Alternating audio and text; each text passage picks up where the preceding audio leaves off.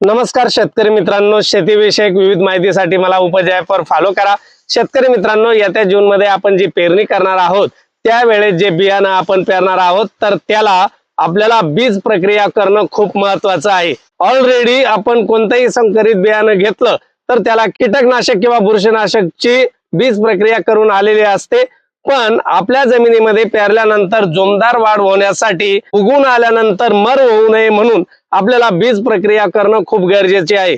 त्यासाठी आपल्याला काय करायचं आहे की मार्केटमध्ये असे एनपीके कन्सोर्शिया प्रॉडक्ट मिळतात की त्यामध्ये एनपीके कन्सोर्शिया त्याचबरोबर सुडोमोनास, बॅसिलियस, ट्रायकोडर्मा यांचं कॉम्बिनेशन असलेले अनेक बायो फर्टिलायझर उपलब्ध आहेत। तर त्याची बीज प्रक्रिया आपल्याला करणं गरजेची आहे आणि ती प्रति किलो 10 ग्रॅम याप्रमाणे केली पाहिजे। अशाच वेगवेगळ्या प्रकारच्या माहितीसाठी मला उपज ॲपला फॉलो करा।